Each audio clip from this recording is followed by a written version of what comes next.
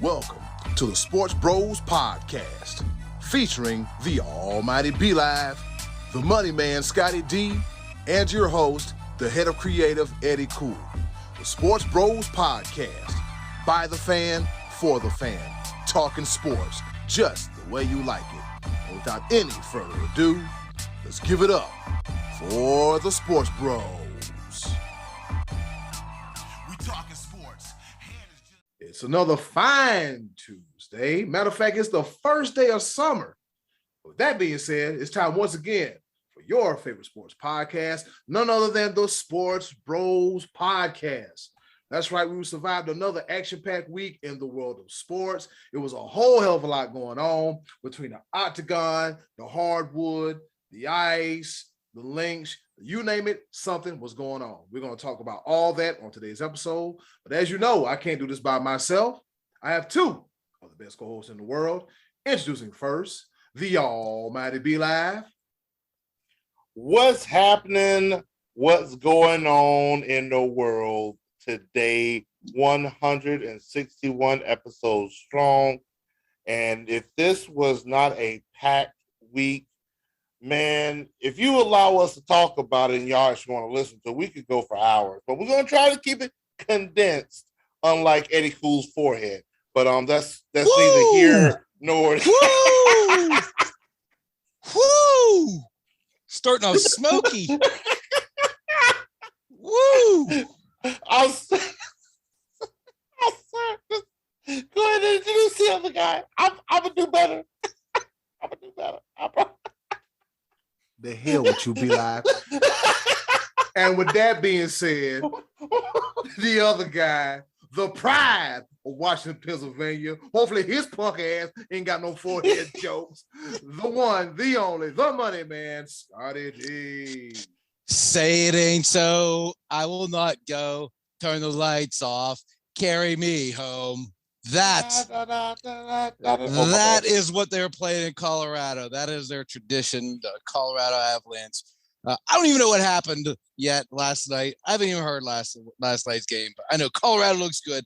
Anyway, I'm not making any forehead jokes, Eddy Cool, because I appreciate you and the hard work you do around here. I don't need to be taking swipes at you. You're too much of a kind, upstanding citizen. And B-Live he's just mean-spirited. He says mean things to me all the time. He just took a swipe at you. He's just a mean guy.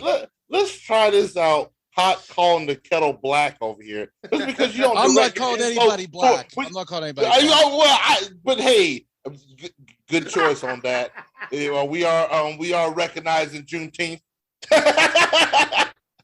That's right. As we record, it is a recognition of Juneteenth. So I'm not calling anybody black. I'm not. Don't be putting those words in my mouth. I said what I said. Right. Man. All right, Amtrak it. Yeah, before we get canceled and people be picketing outside my house and everything, let's go ahead and get into it. The top of the order. All right, let's get this thing started. Here it is, the top of the order.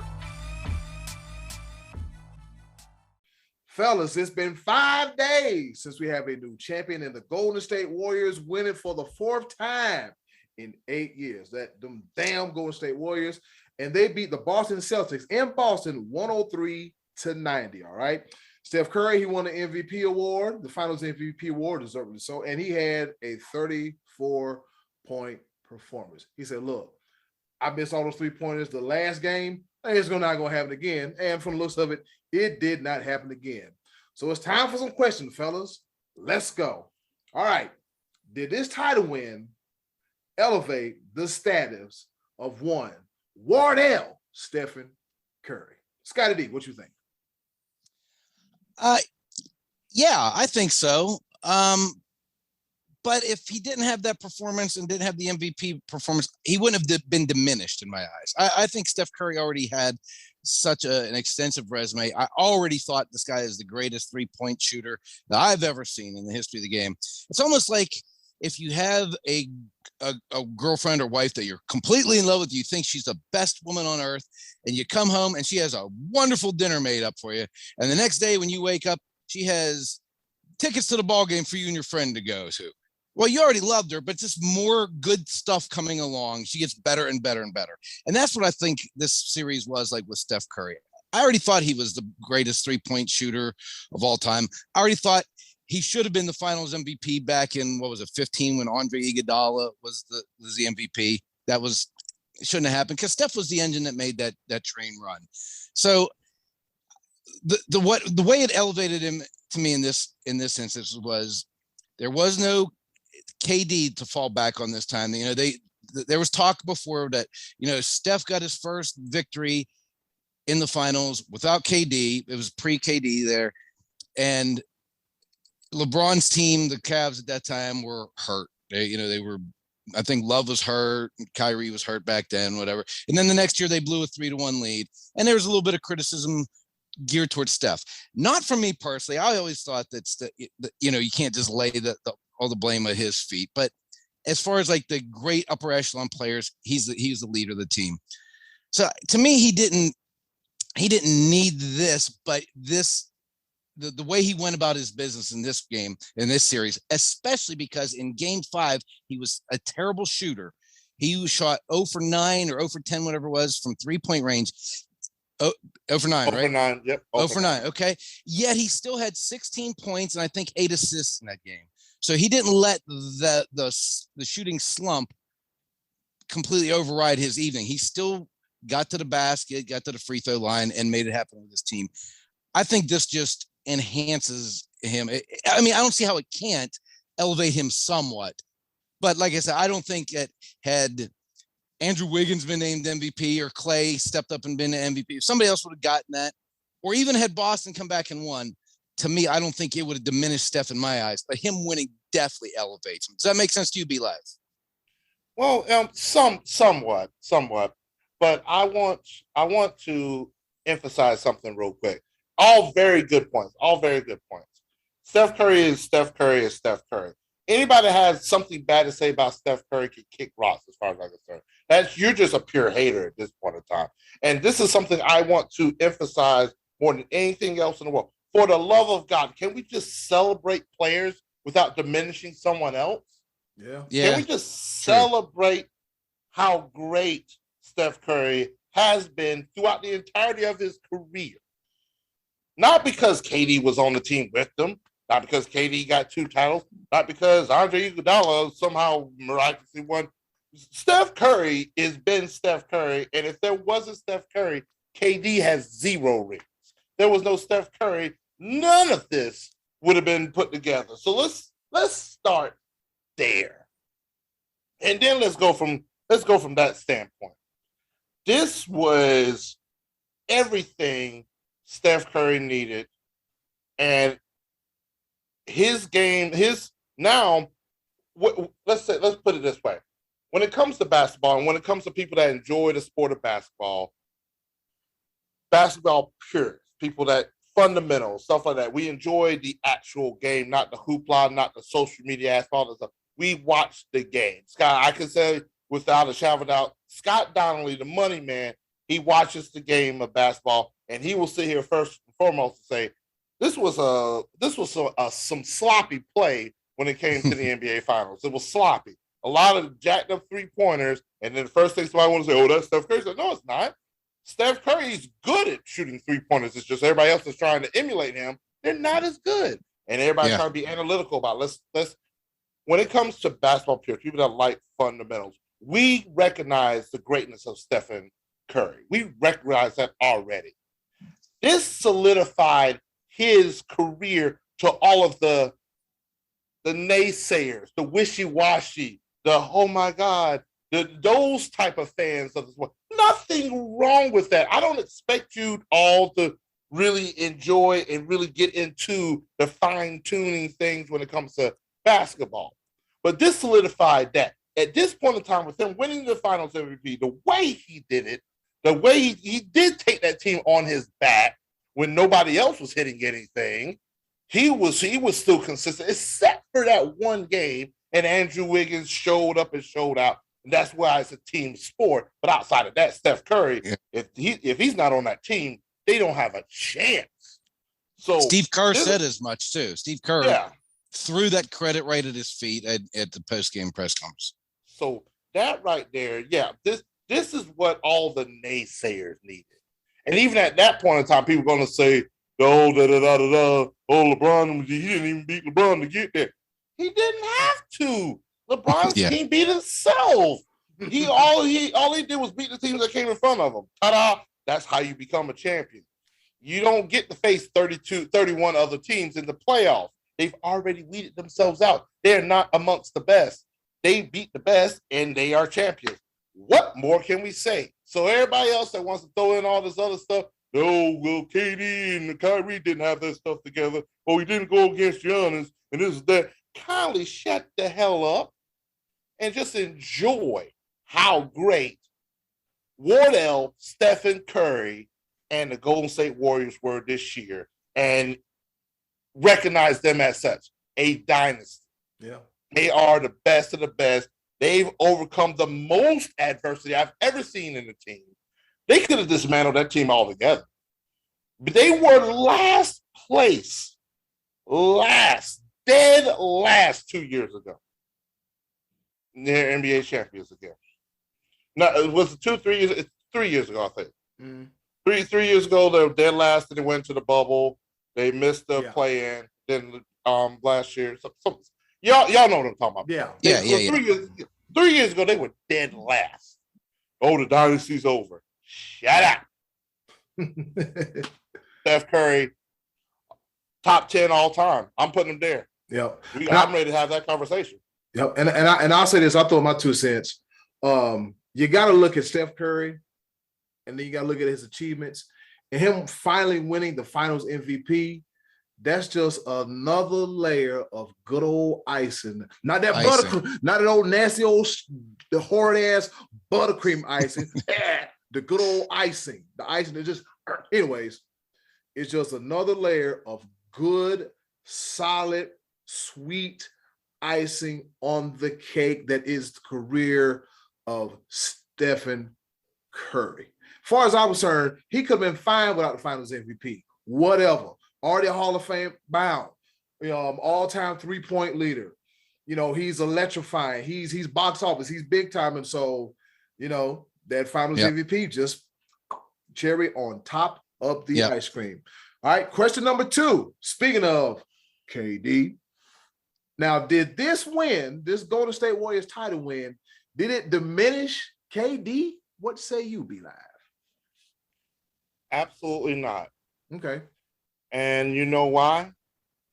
Because KD did something that other players were starting to do in the league. He wanted a championship.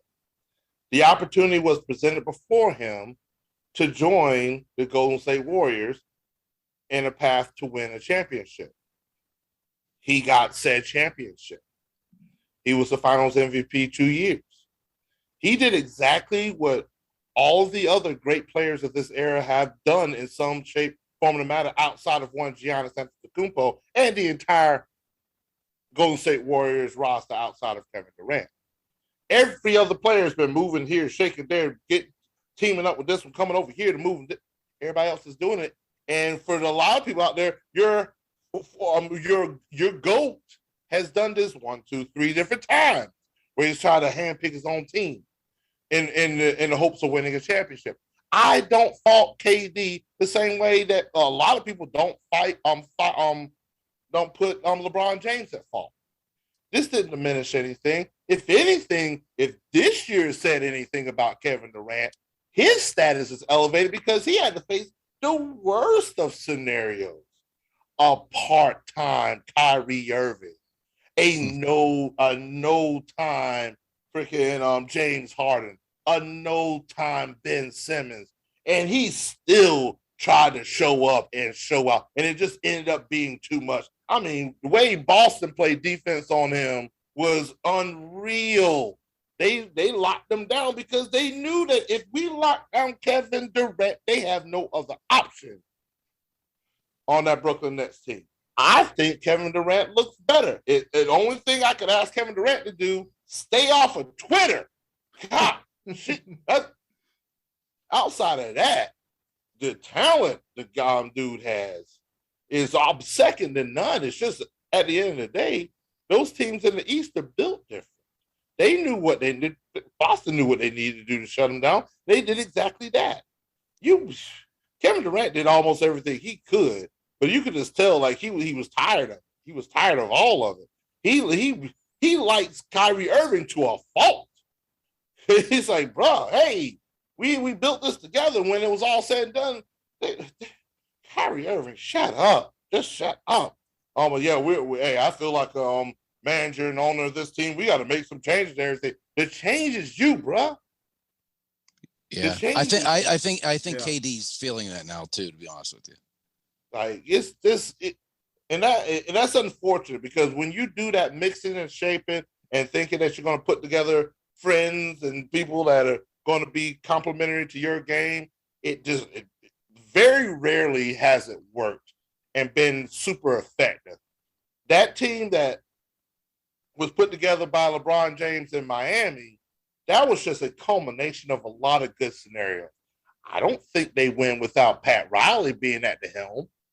And Eric Spoelstra is already proven to be a coach beyond just superstars. So what he did for Miami this year with the lack of, come on.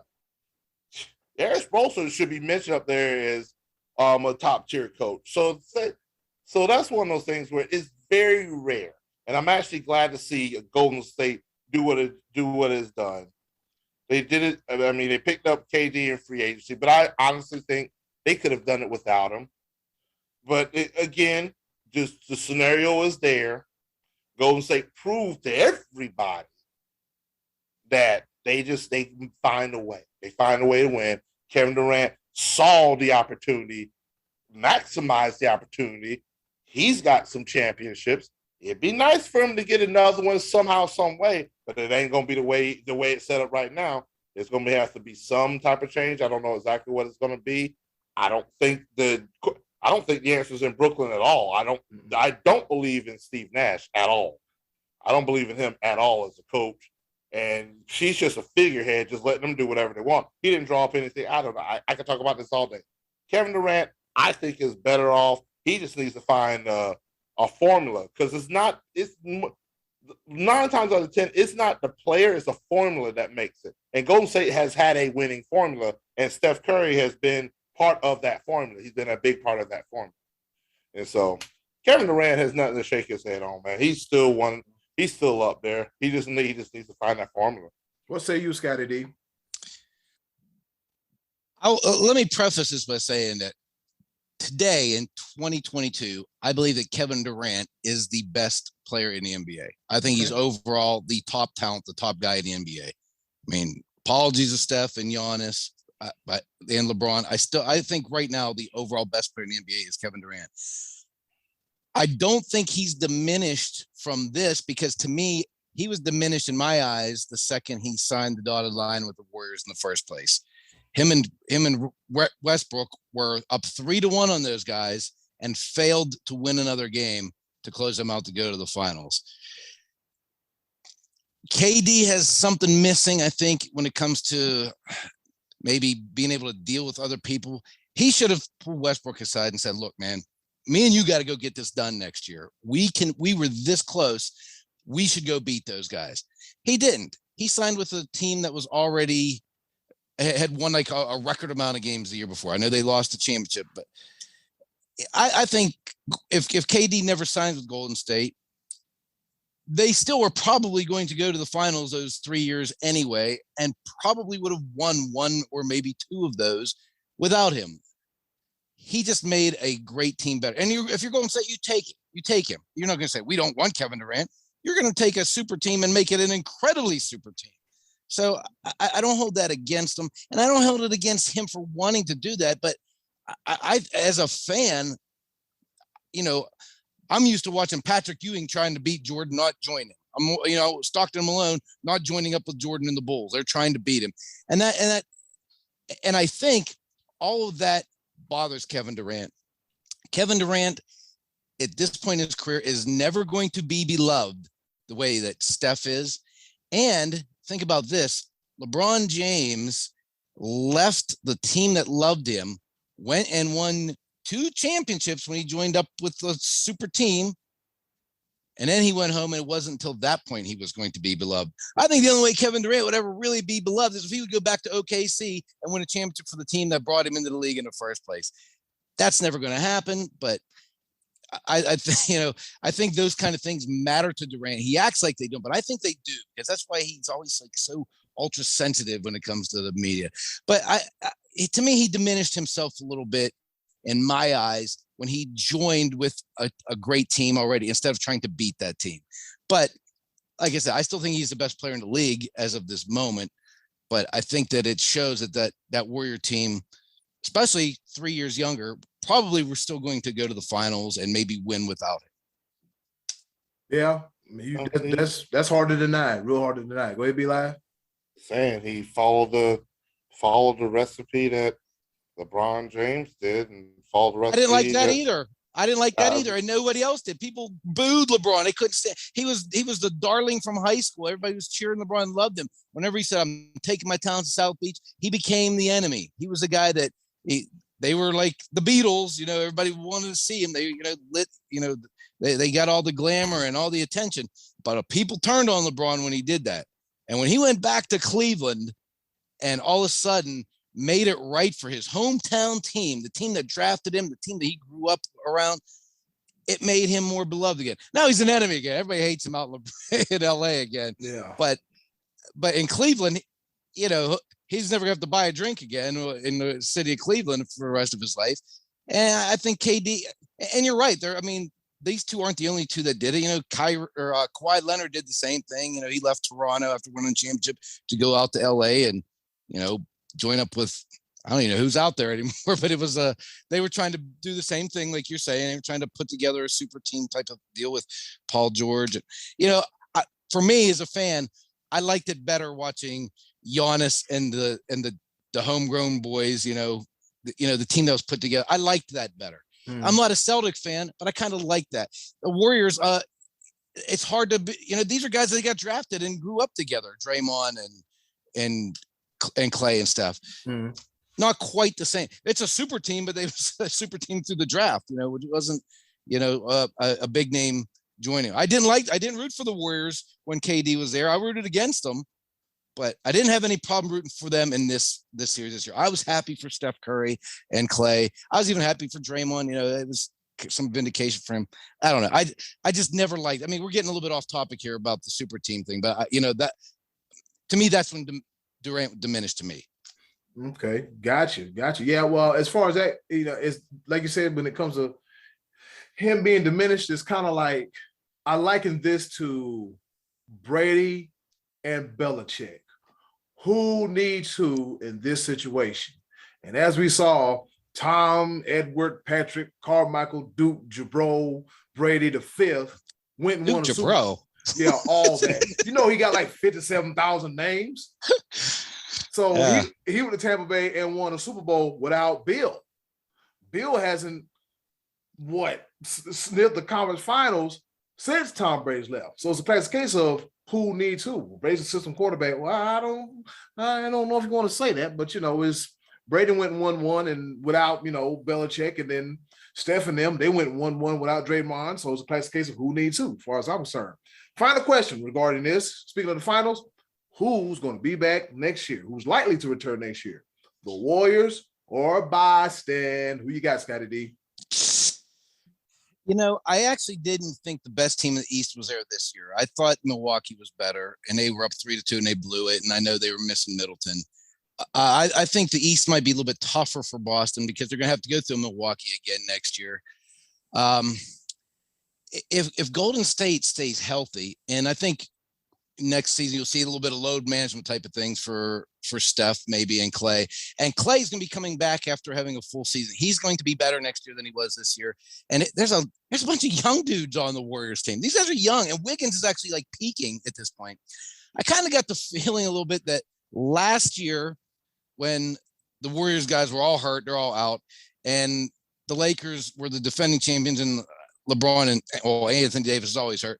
It almost felt like Phoenix was like and Milwaukee, they were like the interim champions. It was like they were, Yeah.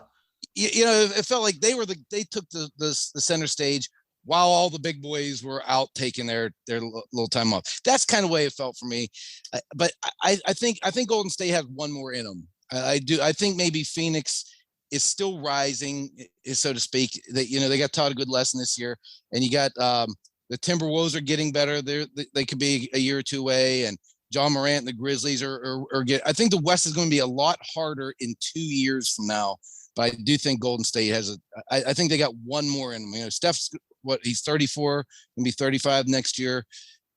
You know, how long do those legs last? You know, shooting threes. You know, he makes it look effortless, but Yeah. you know, he works hard to get his shot off sometimes. He works hard to get the ball. I think Golden State has one more in him, and I think it's gonna be next year. We'll say you'll be live. I'm going to agree. I almost to a fault, because Scott made some very valid points. Minnesota, Memphis, they're on the cusp. They've got talent, and I just believe it's just going to molding that talent, keeping that team together. They're going to be there. Phoenix, I think, are on the downside of things. They could be. Eight might be going, huh? I wonder. This is me personally. I think Chris Paul just, I don't think it is. I think that they need to go a different direction with Chris Paul, limit his time, have somebody else ready to catch the reins for Phoenix, for them, in order to propel them forward. In the East, geez, it's just gonna be rough and tumble. I think Milwaukee. I think Chicago is going to make some noise coming up. I also think Boston. I think Boston definitely going to be in the mix. There's going to be. I think there's still. I think Boston. I think they'll be back. Be live. Maybe not next year. Maybe next year. Maybe, but I do think they are going to be back. They'll make the playoffs. I put them in at least the Eastern Conference semis. I put them in the semis. Boston. I think. But don't you think that team, if they had maybe a really legit true point guard, that team can get back to the finals? I mean, Tatum's your star. He showed he's not quite ready to be the superstar yet, but he's only, 24, 25? Yeah. He's young. That team can win a championship, I think. And so, but it's ones, again, Milwaukee, Chris Middleton, with Chris Middleton, they're the best team in the East. That's just a tough out for anybody. Yeah. And so I think that's just going to be a tough road for anybody to go past. And so many things can happen. I think Golden State has the better. I still think Golden State still is not the best form of themselves, which is dangerous. Yeah, I think they can be better than what we saw even in the finals. Yeah, I agree. Right. So that's why I'm going to agree with you, just because of that premise. Golden State won, and I don't think they were the best form of themselves. I think they can be better, which is dangerous. We'll see what free agency holds, but the majority of their team is still under contract. There's a lot of paper ruffling and signatures to be made, contract extensions. Jordan Poole, Andrew Wiggins are both on rookie deals still. Andrew Wiggins on a rookie extension deal. So they're looking to see if they can. They want to stay. They'll pay him. So we'll see. They'll pay him. Well, I think they'll pay him. And then I saw a report. I won't say it's a report, but I saw a graphic on Facebook that like the Kings would literally throw the bag and back the Brinks truck up when it comes to getting Jordan Poole. But Jordan Poole, if you got any sense, stay your ass and go to state. Yeah, he's like the heir apparent. I think he's 23. Yeah, he could be the next king there. Possibly if he does stay put. But it's hard to tell a 23-year-old that he might want to go get his own team and make a lot more money. We'll see. Like you said, a lot to be decided this offseason. Yeah, a lot to be decided in the offseason. Then moving on to the NHL Stanley Cup Finals. By the time you hear this or see this, Game 3 has already been played. But fellas, what in the hell did we see Saturday night as Colorado beat the brakes off of Tampa Bay Lightning? Scottie D, what the hell did you see? I see a runaway train here, a team that is destined to be the Stanley Cup champion. And I don't know if right now if they're up 3-0 or if they're up 2-1. either way, they're winning this cup. No. I had the luxury of sitting next to a Tampa Bay Lightning fan. During watching that game, I had a consoler because it was ugly. Like it just seemed like Colorado first period. Colorado is a different beast. They come out hot, and if you don't catch them early, it's going to be a long day. I tried to check the stats, couldn't bring up the stats of what there's probably some advanced stats of the team that scored the most first period goals in a playoff entirety during one playoff season. I'm pretty sure Colorado's up there. I have no doubt in my mind some advanced stats will show that Colorado scored the most first period goals in all of the playoffs ever. This team this year, it's ridiculous, especially in the first period. It's lights out. And so it just seems like it's their year. And you got, if you're Vasilevsky and net for Tampa Bay, you got to be shaken. I mean, you got to be. I mean, they run roughshod over him in game 2, and in game 1, whenever the Lightning had a late power play, they score a minute, not even a full minute later, 22 seconds later, they're trailing again. That's got to be disheartening. So it just, to me, it feels like a torch passing kind of series. Like the team that's been the best team for the last few years is about to be overtaken by a team who seems to just have unlimited firepower. Well, I'll tell you what I saw. I saw a very tired Tampa Bay Lightning team. I don't know. Yeah. Because it's Colorado. They are fast. Very fast. They are very fast, and they were tired. They ran them ragged. They was running circles around. Because think about it. Tampa Bay made a sloppy turnover in their own goal, in their own own end, and it resulted into a goal. And then they just played sloppy, lackluster defense. I don't know what's going on with them, but they don't look like reigning and defending Stanley Cup champions. But don't forget now, they were down 2-0 against New York Rangers, and they turned it around. But it's not happening this time. I don't think so, man. But between that thin air and them fast boys and them big bodies moving around like that. Well, the air won't be so thin. Game 3, it's in Tampa. So 3 and 4 in Tampa. We shall see. And like I said, you're hearing this after the fact, but that's what we're doing. Mm-hmm. Because if this was a game 6 or game 7, we might wait until after game 3 to record. But yeah, they beat the brakes off. We're just gonna let it be, and we'll talk about it next week, and we'll see if there is more games to play after next week's show. So that's how we do it here at Sports Bros Podcast. Is there championships, cups, and everything else? We just talked about it right here on the Sports Bros Podcast. Coming up next, we're going to talk about some U.S. Open golf. Stay tuned right here to the Sports Bros Podcast.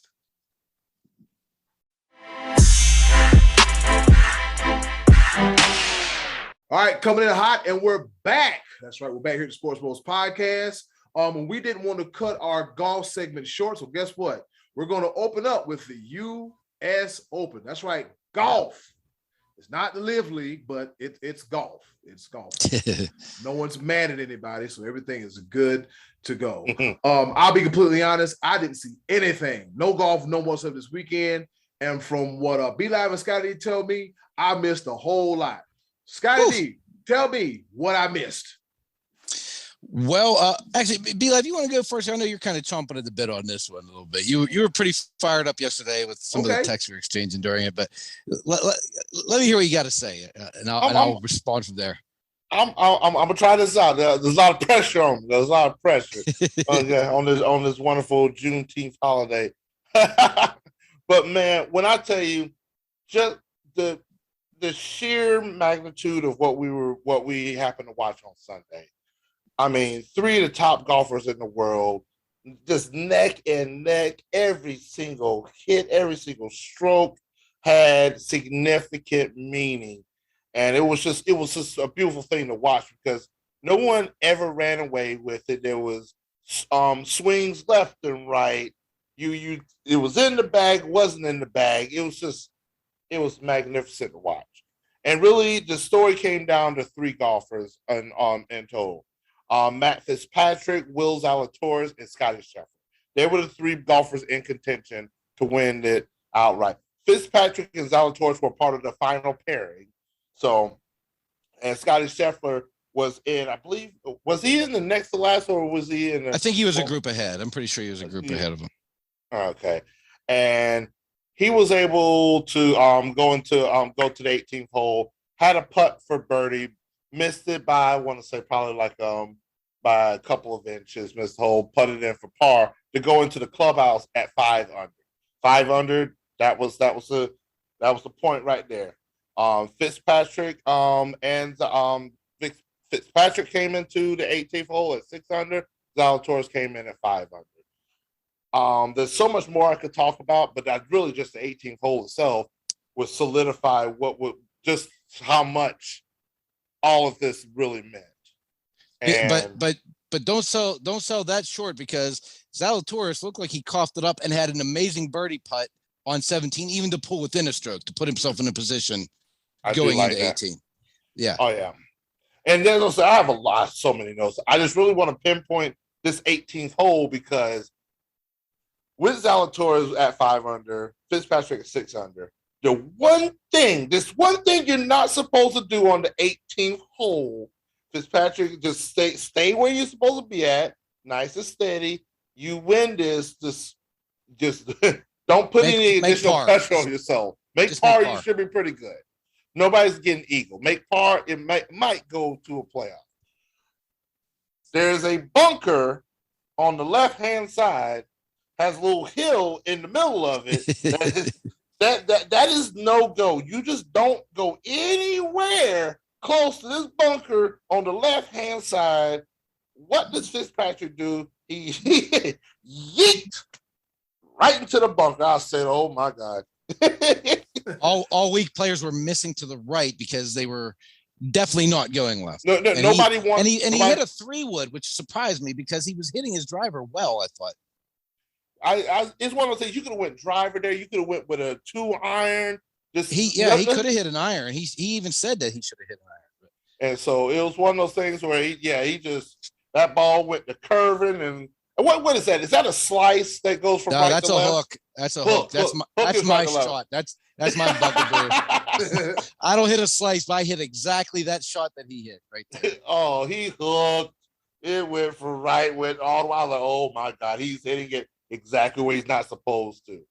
And of course, Zalatoris right down the middle. He's doing exactly what he's supposed to, put himself in position to put this make a birdie to tie it up. Make a birdie to actually win it if Fitzpatrick does exactly what he did and shanks it and hooks it into that bunker. Shot number 2, Fitzpatrick could have been one of the greatest shots I have seen. He not only got it out of the bunker, cleared the hill that's in front of the bunker, cleared that, got it onto the green, 18-foot putt. I said, yep. That right there completely saved the tournament. Scottie Scheffler is in the clubhouse. He said, let's go. He's probably stretching. He's ready for this playoff because he saw that ball go into the bunker. Zalatoris like, oh my goodness, I can birdie and I can win this. He said, hold on, player. Well, I may have messed up. I got this. He hits the ball right onto the green, 18-foot putt. And all he's got to do is 2 putt for par. Everything's going to be good. And that's exactly what he does. 2 putts for par. He's up by 1. Zalatoris gets on the green. I want to say it's probably like 15 feet or something of that nature. Don't know. He was inside of. He was inside of Fitzpatrick's shot, but and I didn't hear him interview, but I'm guessing he probably felt that as a missed opportunity from where he was at in the fairway. He probably would have liked to have had a little bit more backspin on the ball and draw it down the hill a little bit more, but it was still a makeable putt, and he almost made it. Oh my God. It was it was 2 blades of grass to the left. Wow. That's how close that putt was. He dropped down to his knees, dropped his putter, because he knew not only was he that close to tying it up, taking it to playoff, but you got to think what Will Zalatoris has already done this season. He was tied for 6 at the Masters. He lost in a playoff at the PGA Championship already. And now he's in the position to go to another playoff. Yeah. And he's been a couple strokes away from possibly winning 3 majors. He's got major champion written all over him at some point. I think he's only like 23, 24 years old. I think he's young. He's very young. I think Fitzpatrick's 27 or 20. He's a little bit older, but yeah, he's been right in the mix at all these tournaments. And I love what Scottie D said. Said an Englishman won the U.S. Open, so an American has to win the Open, the British Open that's coming up next month. Is it next month? But yeah, it's at St. Andrews. It's St. Andrews, I think, every 5 years, and it's the turn to be at St. Andrews this year. So, yeah, the day ended up for Fitzpatrick ended up being the day of the putter because he made an amazing bomb on the 13th hole. Yep. And it felt like there was no momentum. Like just when one player would grab momentum, then the other player would grab it back, and Scottie Scheffler like right up ahead of him, up and down as well, and just making big putts. But it was Fitzpatrick's putter there, and I think he had another big putt on 16 or 17. I want to say that I think it was a par save actually. It was a par. I think it was a par save on 16, but 15 is where he putted for birdie, and Zalatoris bogeyed. It was a two-shot swing. Yeah. Yeah. Yep. That ended up being big, but. Yeah, bridesmaid again for Zalatoris, and that was actually, I believe, Fitzpatrick's first PGA win. He's won as a pro on the European Tour a couple of times, and he won on that golf course. I think it was 9 years ago as a U.S. amateur. So the course fit his eye. For some reason, some players play better on certain courses. Just you like the greens, you like the way that your swing fits on the golf, different type of things like that. He was the first player to get that. European player since Danny Willett, whose first PGA win was a major, and that was the Masters in 2016.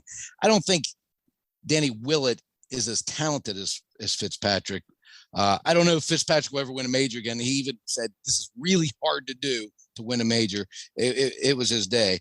But as far as the U.S. Open goes, I enjoyed it because I have had tendency in the past to not love the way certain things go at the U.S. Open.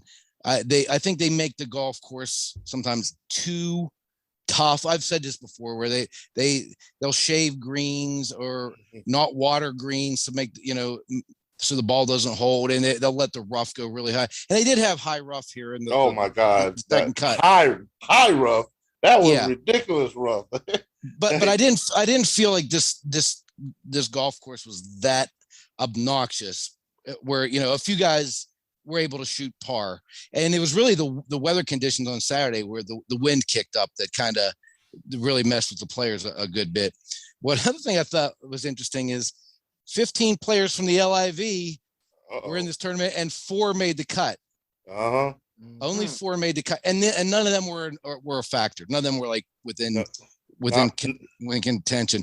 And Phil was terrible. I think he finished 11 over and didn't make the cut, but I was expecting him to get a little bit more jeered and booed by the crowd than he did. There was, this is a Boston crowd, and they have tendency sometimes to be a little bit obnoxious in Boston, as you may very well know. A little bit. It's a spirited fan base up there in Boston. Very spirited. There are a lot of good things happen in Boston. They're a very excited fan base up there. They're great, great sports town. Other than a few, I read a few, little jabs and jeers at Phil that are coming no matter where he goes. But they weren't too bad to him, and I thought he was going to get worse reception from the crowd. But yeah, the LIV did not show out at the USGA at the US Open this past weekend. Not one of the LIV players shot under par. Not one of them. No. I think Dustin Johnson led the way at 4 over. 4 over, right? Yep. And somebody on this podcast last week predicted that Phil Mickelson would not make the cut. I don't know. There's 3 of us, so I mean, was it you, Eddy? No, it wasn't Eddy. That eliminates 1. But Scott, no, Scott, you didn't. Oh, that leaves. Yeah, this guy right here the almighty be like, I correctly predicted that Phil Mickelson would not even make the cut. I just had a feeling. That was tough. Come back in off that land. But the LIV paid this man $200 million. I don't understand. But these guys, most of these guys that they're paying are guys that aren't playing well. Like DJ hasn't been playing well the last couple of years. Patrick Reed hasn't played well and he hasn't won in a couple of years. DeChambeau's been hurt and out of action. Was this? They're just throwing money. They're throwing money at him. I mean, we talked about it last week, but this can't be sustainable. And I'm even going to say this. I want to make one last point because I was going to go LIV as well. That it's a shame though. The week prior in that invitational, wherever they played it at, I don't even remember where they played it at. Couldn't watch it anywhere because they still haven't. Oh, it was in England. Okay, yeah, in London. That's where it was. And Charles Schwartzel won that event and won $4.75 million. But in the U.S. Open, which is a major event, Matt Fitzpatrick pockets it 3.15. Oh. Well, again, and that's one of those things that they're gonna have to fix. Something's got to give. I don't know. Maybe just because with all the talk, maybe some of these media deals and rights and everything that PGA will make some more money. I don't want to see any professional athletes make any more money because I'm broke, and I feel like I should be paid more. Me too. We all need a little something.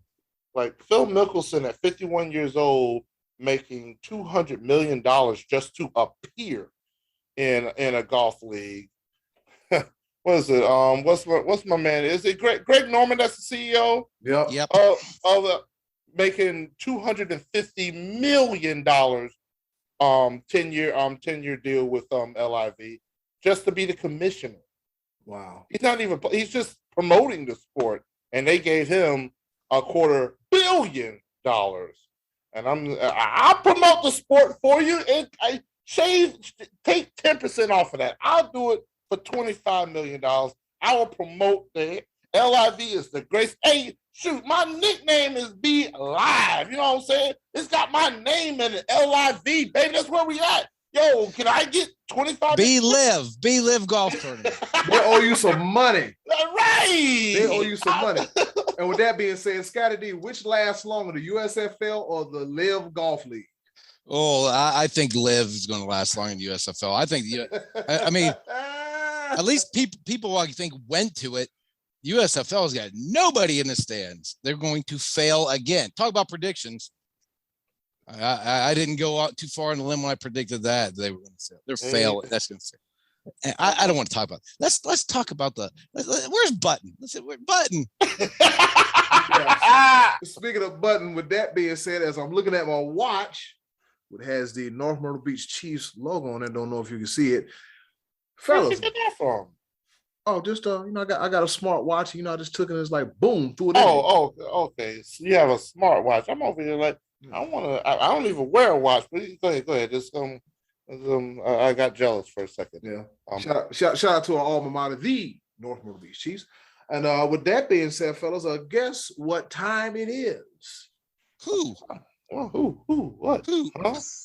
Oh, I'm glad you asked. It is time once again for our favorite portion of the show, the choices of the voices. With that being said, your Button, hit it. Choice of the voices coming at you.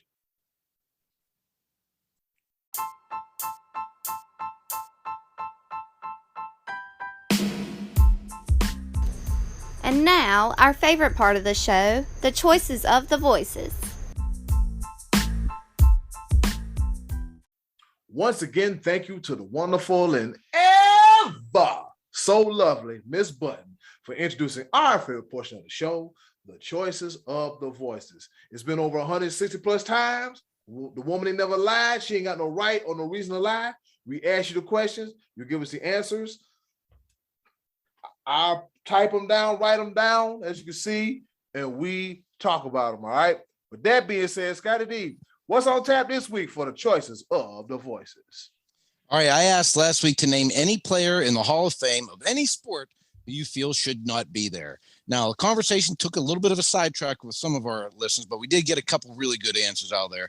And we may go in another direction for our next one based on some of the conversation. But let's talk about the right answers we had for this week. Okay, here we go. We're going to talk about the right answers to the people that actually listen and pay attention. And 9 times out of 10, in the words of Jim Cornette, those people use their left and right turn indicators. So let's go. All right. We got Corey Logren. He said Barry Bonds. And that was a terrible answer because he's not in the Hall of Fame. Holy Bonds. I know what you was trying to do. Yeah. We see what you were trying to do. You're trying to lobby for him to make it in. He still has a chance to make it in. What's it what's that thing? The veterans. Yeah, I think doesn't he have one more year on a regular ballot, or was this last year was the last one? Last one. This was the last one. This is it. Last run. Yep. Yeah. Veterans Committee could put him on there, but that probably ain't gonna happen either. But that was not the question. So penalty box. You know the rules. You've listened to us long enough. Go ahead. Let's keep it moving. All right. The Hall of Famer himself, Uncle Max, and he says Lawrence Taylor. All right. Lawrence Taylor been in trouble with the law on several occasions. His latest arrest came in Florida for not registering as a sex offender. Great player, all around menace to society.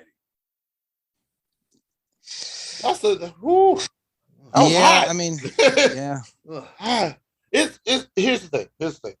With like the NFL, or it really a lot of the NFL has done it more than most. Well, I think baseball more than anything has rewarded bad behavior more than most. Oh yes. But if you're going to talk about accomplishments on the field and on the field only, there's no way you could take Lawrence Taylor out of the Hall of Fame. There's not even close to being possible. This is not a role model Hall of Fame. This is I agree with you, B. But then further down, Max said, in the case of LT, I think he goes well further than a morality issue. I wish I would have thought to ask him earlier what he meant by that. If he meant that, if he was just responding to more conversation, or if he meant that something beyond morality should keep him out of the Hall of Fame, because credential-wise, nobody's better. Yeah, so I here's the thing again. I don't mind it. Don't mind it. I get where you're trying to get to, because at the end of the day, we want to present the very best across the board to the easily influenced. Like you say that Lawrence Taylor is a Hall of Famer. To our youth, they think that Hall of Famer automatically equates to a great person. Fame, fortune, etc. Blah, blah, blah. It's not necessarily the case. There's sort of some of the lessons that we have to teach, and in turn, what goes on with just life in general. You could be great at something. Hall of Fame is the next level. It's the upper echelon. So I see what he's saying, but I've always been the advocate of what you do on the field, on the court. That solidifies your sports career. Separate that from I agree. Who you are off the field, because I mean, I don't know. I don't think it should. It doesn't necessarily have to qualify that you have to be a good person to be a great athlete. No, because OJ's still in. Yeah, I'm just saying. And he did it. I don't care what anybody says. He did it. Was more focused on that type of stuff. I don't think the NFL has ever really made that a policy, but I respect that opinion as to why he would choose him for the reason he listed. I mean, a guy who just had constant trouble. Who else we got here? What else we got? Let's move on here. All right, moving along. We got John Wysick, and he said, it pains me to say this, but Lynn Swann didn't play for long, few yards, but he did win 4 Super Bowl rings. I mostly say this because it took Donnie Shell, who was in the same draft, a bunch more years to get in. Besides, Donnie Shell was in the top 10 in interceptions when he retired. He's got a very valid point. I don't see anything wrong with that argument. I don't. No. It's sort of like again, it comes to that. What exactly is fame? What exactly qualifies for Hall of Fame? And what it's turned into somewhat of a popularity contest, because there's really no requirements to make it to the Hall of Fame. You just have to stand out in some form or fashion when it comes to the sport that you play. So, because I got a really good argument, I'm gonna come up to it with one of my answers, but which is on the very same line of what he stated about Lynn Swann. So I guarantee I can name about at least 500 players better than the one that I'm going to name that should not be in the Hall of Fame. But I'll get to that later. So I have no problem with this argument. All right, here we go. We got Jeffrey Scott, and Jeffrey Scott said, "How about who should be in the Hall of Fame but isn't?" Be live. But he never answered that actual question. He didn't. I don't believe. So live. Penalty box. Answer the question. Yes, we absolutely welcome any opinions, any suggestions. We absolutely welcome them. But you answer the question first, and then we'll get to that point. You didn't even answer the question. So guess what? You made it onto the Sports Bros podcast, and we are now rewarding bad behavior. No, we're not. Penalty box. Boom. There it is. I can't wait till B-Live puts out the penalty box graphic with like a penalty box and like 30 different heads over the past 4.5 years of this podcast. Penalty box Hall of Fame coming to you very soon. Yes, sir. You already. I have been inspired. Yes, the penalty box Hall of Fame coming soon to the Sports Bros podcast. Stay tuned. Yeah, follow us on Twitter, Instagram, YouTube, all the socials. Just click the Linktree link in the description box, and you'll get to see everything there is in Sports Bros podcast. All right. The best name in the game, JoJo Comfort. He said Joe Willie Namath. I believe he got into the Hall of Fame simply because of the audacity of the guarantee. His career numbers simply didn't justify him being among the elite. A good argument.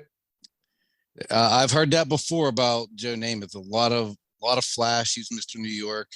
He did have a couple outstanding seasons from, I've looked into before, but I mean, overall, he had some, he won the Super Bowl. That for some voters, that's good enough. Oh, here it is, fellas. Again, the popularity contest. Hey, look, it's a classic. I mean, walking off the field, yeah. If that got him in, then I get it. But like you said, Scottie D, as a quarterback, he had a few good years. It's kind of like. But I think he also he landed Farrah Fawcett though. I think, didn't he? I mean, that's got to count for something. That ain't got to count for see, but that, once again, it goes back to that argument. Fame. Yeah. As our definition of fame, Hall of Fame, I think is a bad name to start with. Like we don't like. Too late to change it now. Yeah, I know that. Too many of them. Yeah. Like fame, you became famous for certain things. It doesn't make you one of the greatest in the sport, which we've sort of made the Hall of Fame as synonymous to when we honor the greatest of the sport. Yeah. Uncle Max, Sports Bros Hall of Fame. Yeah. No, Brian, stop it. I got. Don't do that. He made it in because he's the original. He's OG, you were gonna make triple OG. No, it was not. Eddie Cool. You're gonna make an old joke. All right, let's keep it moving. Sorry, Uncle Max. He already made an Eddie Cool forehead joke. He was coming for you too, and I told you at the top of the show he was mean. Yeah, top of the show. I was not. He is OG, triple OG, and speaking original. And speaking of Uncle Max, I gotta talk to the folks in Canton to see how much it costs to get one of them busts made. But I don't know. We'll figure something nice. out. Yeah. Let's get a sponsor first. Yeah. All right. Do you make busts? Good. Well, let's sponsor you here at the Sports Bros podcast because we sure need the money. We sure need the money. All right. Shout out to Corey, Uncle Max, John Wysick, Jeffrey Scott, and JoJo Comer for their participation in this week's Choices of the Voices. Fellas, this time I'll go first, and I tell you why. You know what? I was thinking. I said to myself, you know what? I'm looking at these answers, and then I did some research of my own, and it came to the conclusion.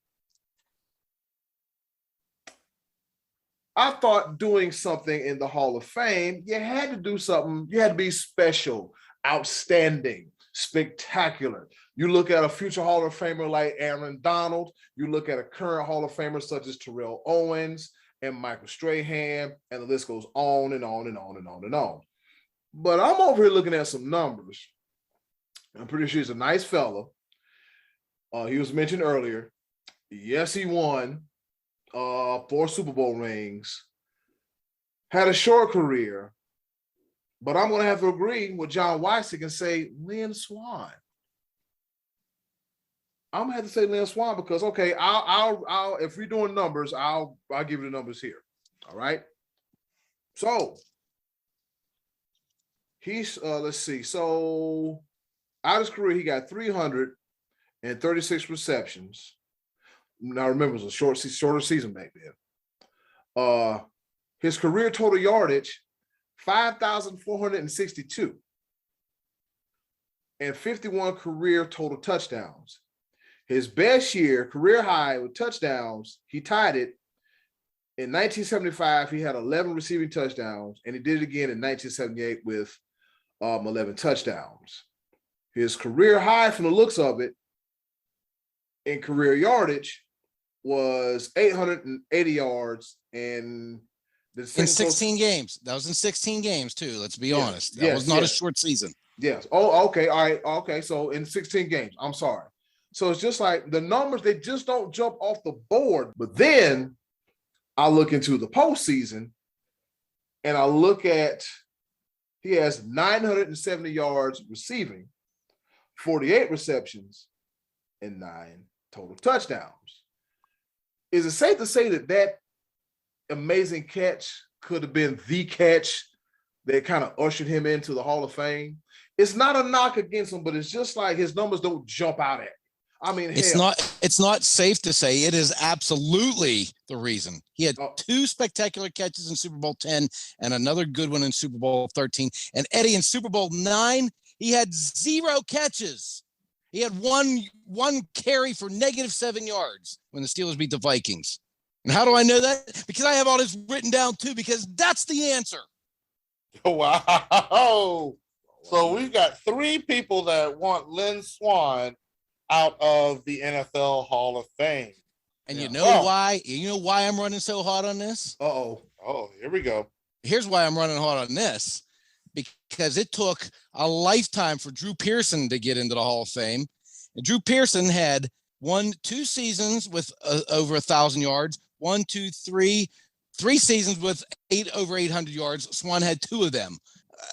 Where's the justice in that? Why is Lynn Swann in? And Drew Pearson had to sit there and cry to make people feel bad for him before he got in. Drew Pearson had 7,822 yards. He had 489 receptions. All better numbers than Swann. All better. You mean to tell me there's no Dallas Cowboy? Hey, this is easy. Hold on, buddy. We got and to show I'm going to be fair. I'm going to put this pirate hat on, and I'm going to mention another name of a Pittsburgh person who probably should not be in the Hall of Fame, and that is Bill Mazeroski, who went to the Hall of Fame because he hit 1 home run against the Yankees in the 1960 World Series, the most famous play in Pittsburgh Pirate history, and one of the most famous plays in World Series history to beat the Yankees 4 games to 3. But Bill Mazeroski only hit 260 in his career with 138 home runs. Not exactly Hall of Fame numbers. He's a really good defensive second baseman, but not really Hall of Fame numbers. But when you crank one over the fence over Yogi Berra's head and one of the most famous World Series highlight reels of all time, and that's got to be taken into consideration. But Eddy, Cool, you and John Wasick are correct in this. Lynn Swann should not be in the Hall of Fame. He's a nice guy who made a bunch of jump around, jump high flying, catching the ball in his belly button when you have to jump catches. Yeah. See, I got heated there. I'm sorry. We don't, just okay. A little bit. It's okay. I'm gonna bring it back for you. Justice for Drew Pearson finally happened. I went a different direction. First of all, before I go into my answer, I'm going to go into a very, very good take that I heard from a good friend of mine. Because I asked him this question because this was, like I said, I thought it was going to be hot. He gave me a really good and intriguing answer. It's not necessarily an answer to the question, but it's really, really close. You'll know why. Lay it on me. This goes out to Papa Smokes. We have Sammy Smokes.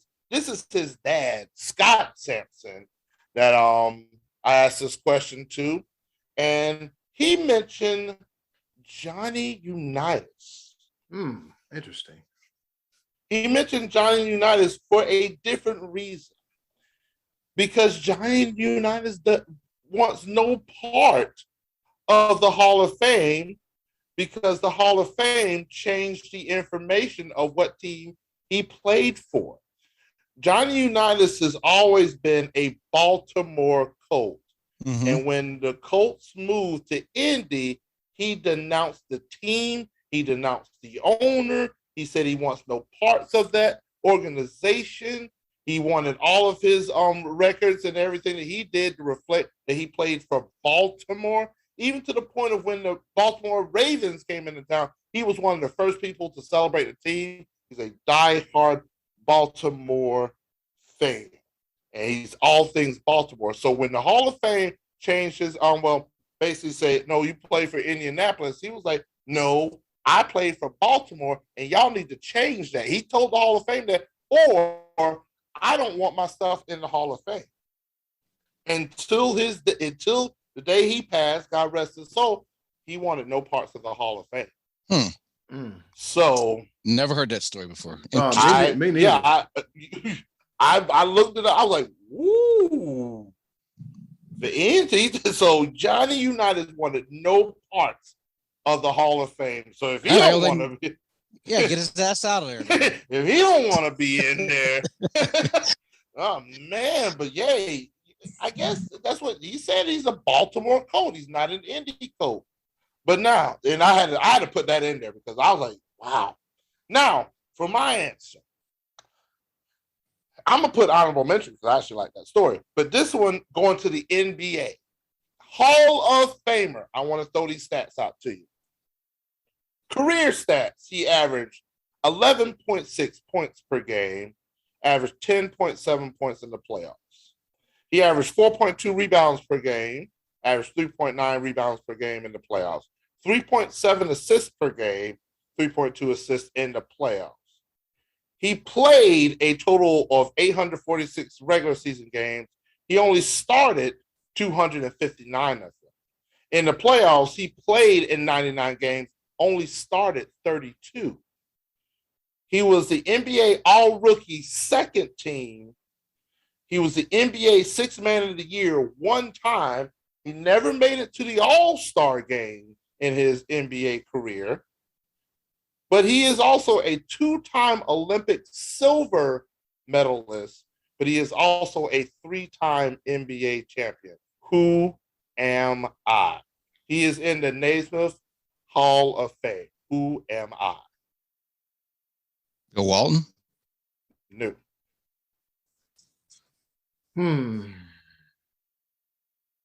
I'm gonna emphasize this. He's a three-time NBA champion. There's a key point to that. Can you give us some years? He won the NBA in 96, 97, and 98. Dennis Rodman? No. He was part of that team. He was a five-time champion. You said 90, You said 96, 97, and 98. Yeah. So he was on the Bulls. He was on that team. Yep. He's in the Hall of Fame with those stats that I gave.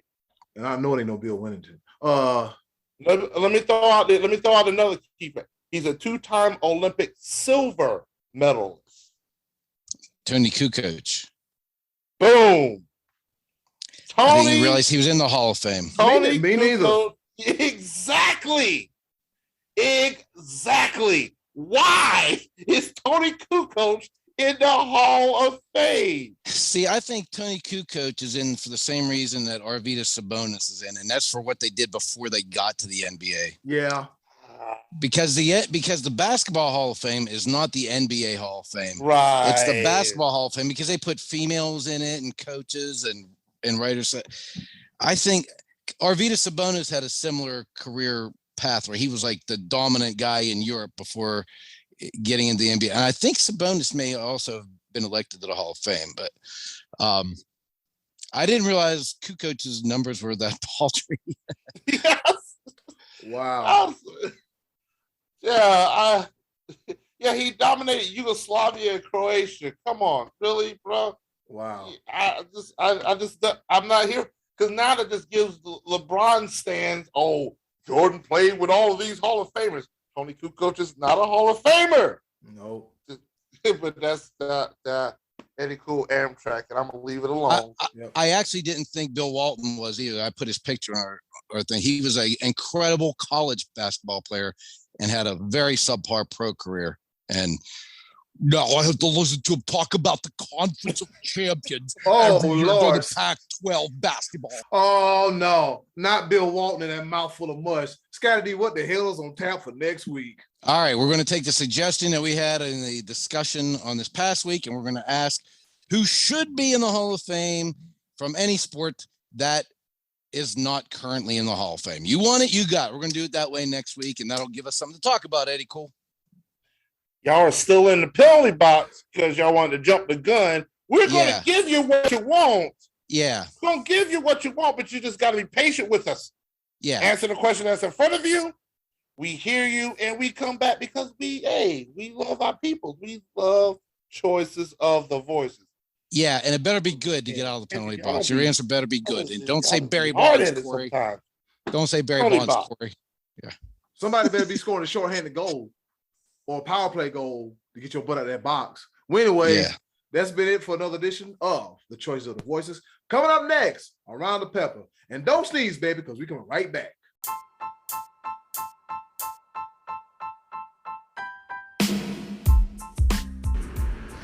Okay, boys, let's bring it home with a round of pepper.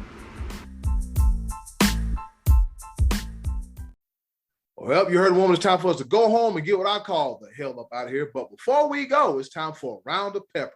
You know how we do it, baby.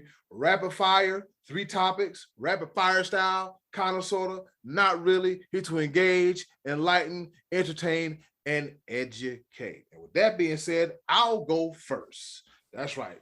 On this day in history, back in 1950, the Yankee Clipper, the man himself, Marilyn Monroe's old dude, Joe DiMaggio gets his 2000th career hit.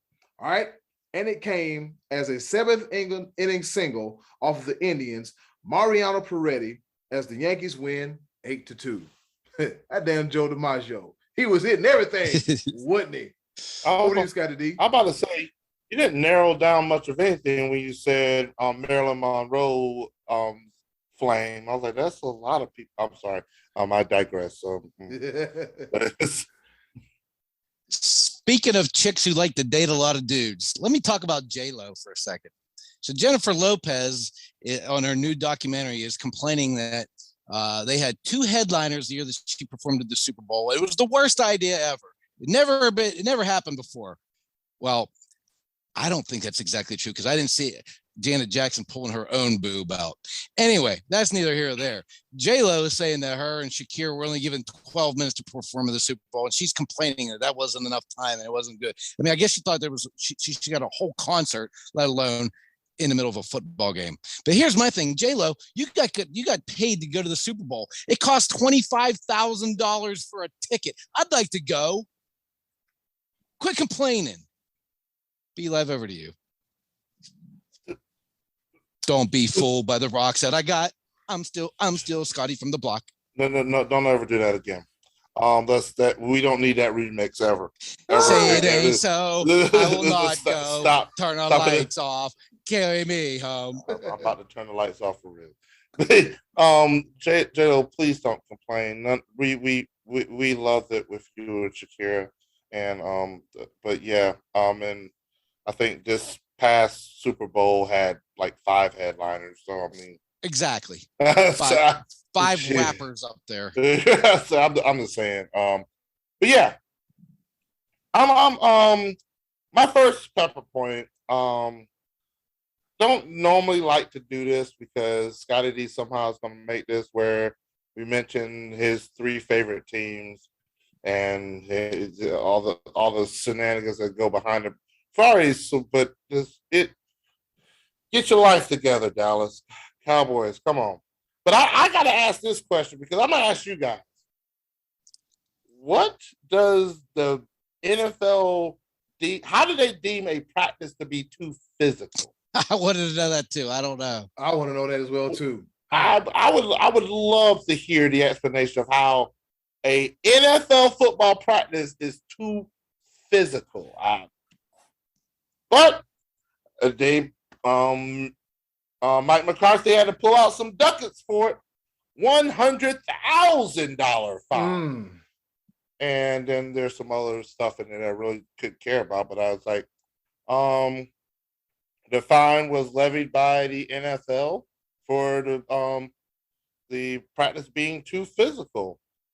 And not only Mike McCarthy, but also Ron Rivera and the Washington Commanders. Like they need anything else. Be like, go ahead. Lord have mercy. The wording on this one is for conducting excessive contact in spring drill.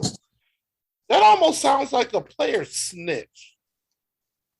That's what it almost sounds like. Y'all just is marshmallow soft. I mean, some high school practices, people almost die. I mean, just be real talk. Come on now, y'all professionals. Y'all get paid millions of dollars.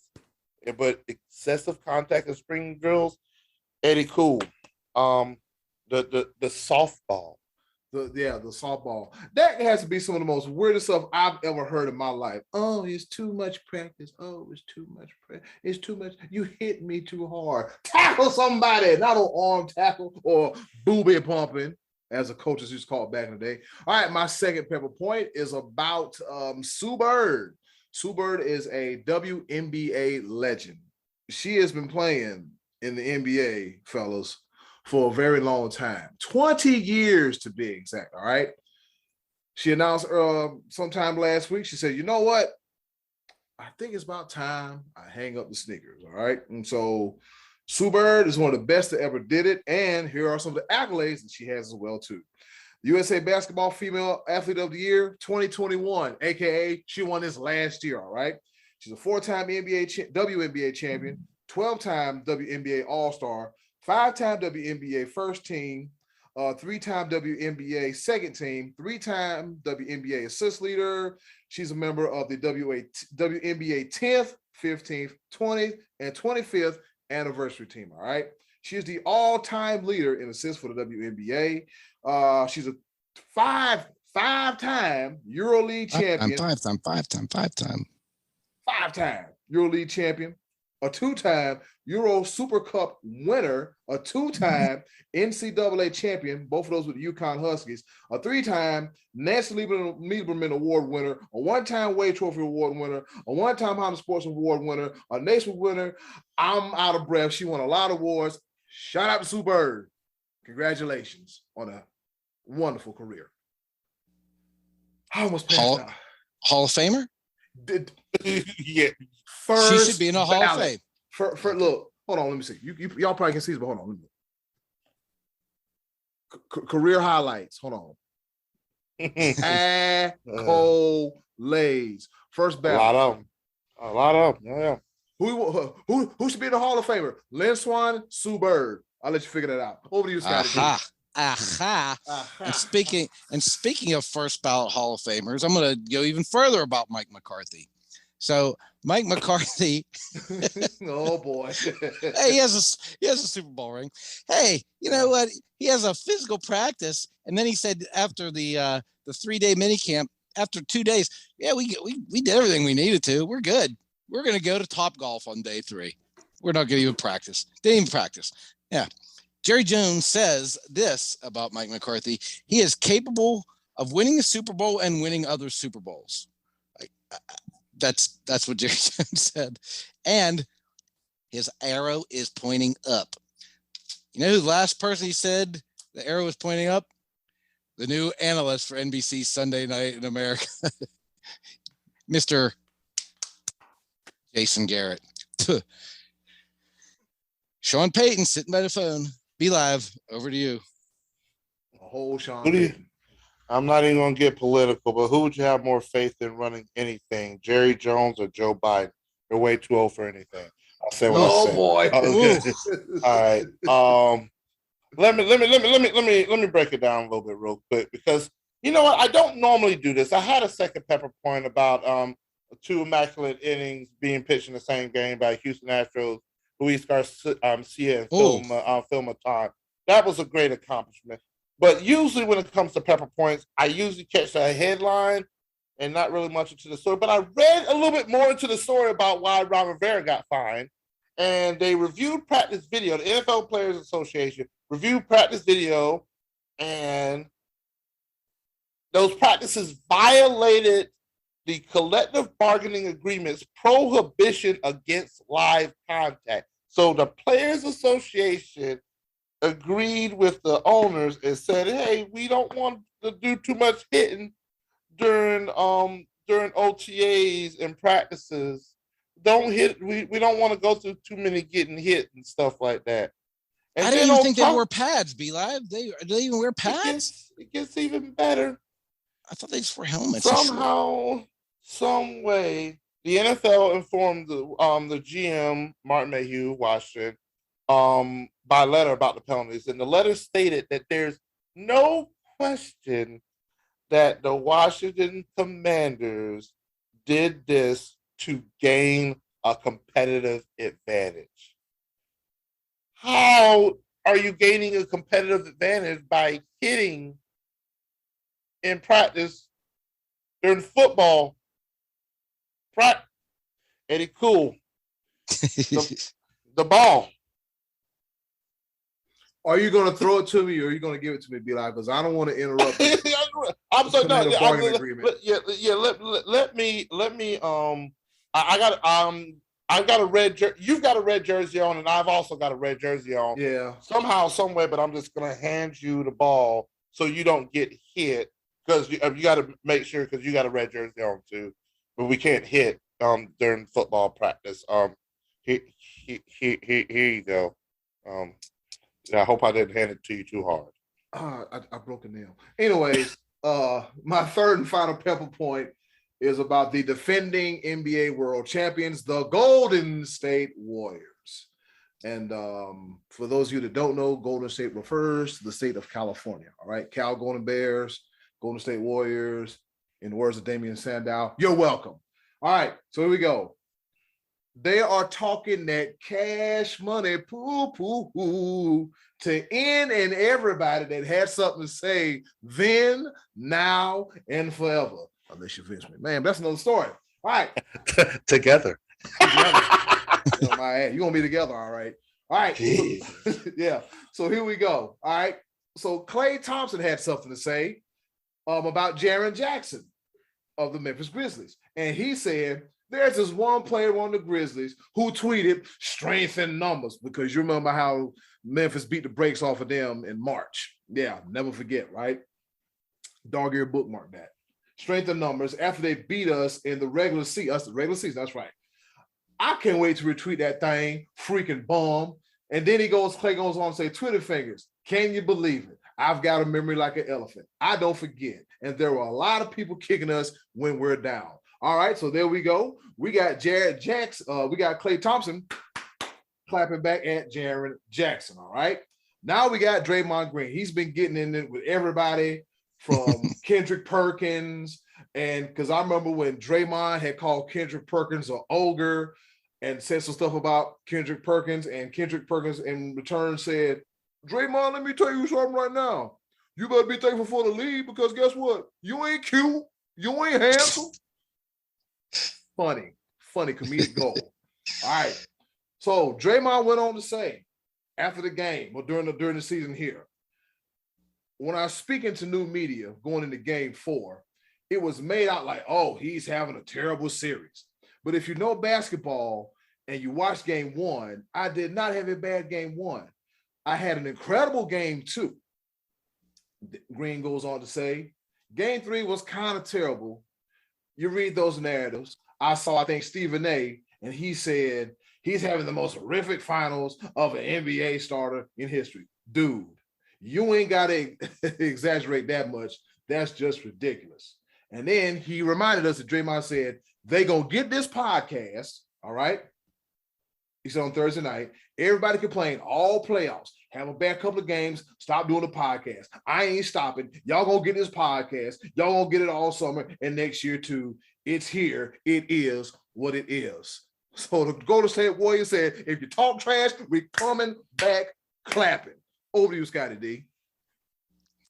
If I'm not mistaken, I think Charles Barkley said Draymond was like the guy in the boy band who couldn't sing but thinks everybody's cheering for him. Yeah, he did say that. Yep, and he getting on Charles' ass too. But they were right though. Yeah, Draymond Green didn't have a good series, so for him to be coming back, I'm going to say it on the Sports Bros podcast, bro. You had a terrible series. I want you to hear it. Clap back to that. Congratulations, you won, but it wasn't because of you. Stop it. After he got benched, he was a different player. He was much better. He came back better after he got benched, but man, don't sit here and say game 1 and game 2. They had much, but no, bro. No, I'm not going to allow you to do that. No, and speaking of great players, let me just mention this little nugget about the Pittsburgh Pirates. Ooh. So earlier in the season, the Pittsburgh Pirates won a game against the Reds in which they did not get a hit. Recently, the Buccos have been struggling, so they try to go back to that sneaky little strategy again last week against the Cardinals. They figured we lost 9 in a row. Let's try to pull the old no-hit win game again. Going into the 9th inning, they had not gotten a hit, but they did score. Unfortunately, this time they were down 9-1 when rookie Cal Mitchell stepped to the plate and hit a ball over the center fielder's head, breaking up the no-hitter of Cardinals' Miles Michaelis after an 8 2/3 inning. Didn't get the win, but here's another good rookie thing for those up-and-coming Buccos. Even though Cal Mitchell broke up that no-hitter, he decided we're going to start hitting now a little bit late. Jack Sawinski from the Buccos hit his 9th, 10th, and 11th home runs on Sunday. 3 home runs, including a walk-off in the bottom of the 9th to win that game 4-3 against the Giants. He was the second Pirate rookie to ever do that after Andrew McCutchen. More Pirate rookies are on the way here. O'Neal Cruz, 6'7" shortstop, called up on Monday. We're expecting big home runs and big things for O'Neal Cruz. 6'7" shortstop. That makes Cal Ripken Jr. look like Spud Webb. I can't wait to see this kid play shortstop and hit the ball into the river. Big things happening for those Buccos. Playing 400 ball right now. By the end of the year, they'll be playing 420 ball. Be live. Over to you. I'm just gonna say this. I'm 6'5". I'm not as agile as I used to be, of course not. But 6'7", shortstop. That's they want to convert him to left field. I think they want him to play out, but they don't have to. He's been playing. He's been playing shortstop. The only problem is I think the center fielder can't see the batter. He has to step away because he's a big dude. Yeah. All right. My third and final pepper point. This is actually not going to be a surprise to my fellow bros here because they heard me say it before, but I need to express this to Orangely to Dabo. Yeah, thank you for bringing that up, but that's not it. I didn't have any storylines. Well, I do. Clemson is ranked number 3 in the 2023 recruiting rank. So thanks for bringing that up. Just Orangely to Dabo. You better not say that too loud. Nick Saban might come and get you. Yeah. We bought them too. All right. But to the golf enthusiasts in the world, I'm going to teach just a little bit of etiquette. I know the game has changed and people like to be a little bit more excitable. When you're watching golf, do you want to see a good hit? You want to see down the fairway, want to get close to the hole. Eventually you want to get the ball in the hole.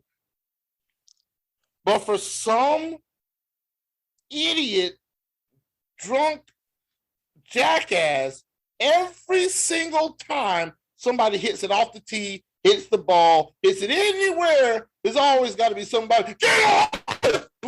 Why? Every single... like, every everything. Get it off. No, it's a par 5, 650-yard hole. There's no way he can get it from the tee box. Stop it. Alcohol's a wonderful thing. It is. We don't need that every single time. Like, I like to be loud. I'm very loud. I'm very vocal. I push this to the get it. Why? Every time. Why do you? It's not necessary. I think that started with Tiger. I think that started whenever Tiger was playing. God, but it's incredibly annoying, though. You're right. It just doesn't. It makes zero sense. Like the guy is a clear hook, like off the tee box. There was a couple times where somebody yelled before he even hit the ball, and you could see the golfer clearly, like, "Yo, bruh. Yeah, get some new material." I was like, I cannot make it to the green from here. This is like, there's no way this ball is get it from where I'm at. Stop it. Just stop. I get it. If you're like, if it's the second shot or it's the first shot of the par 3, second shot of par 4, yes, that's okay. I'm more or less inclined of when it hits the green and it rolls close, somebody yelling, get it off. Now that I can understand. Yeah. Off the tee box of a par 5, 650-yard hole, not possible. Stop it immediately. Cut it out. Get it off! Drinking on White Claw. You know what? Rory, get the hole, put it in there. Bruh, he's just at the tee box. Rory, Faith, and Rory is. Oh, put it in there. Yeah. Get on! Crazy. Ladies and gentlemen. I can't take it anymore. Happy Gilmore bullshit. Yeah, ladies and gentlemen, it's been another episode of the Sports Wolves Podcast. Scottie D can't stand it, neither can we. Thank you for listening and watching. And in closing, do something nice for yourself.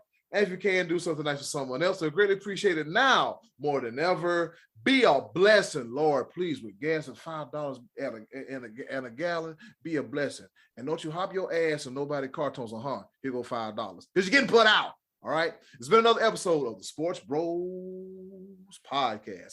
Be live as I get up out of here. Take us home. Yes, sir. I will not go. Turn the lights off. Carry on. Thanks for watching. Thanks for listening. We love you. Bye-bye.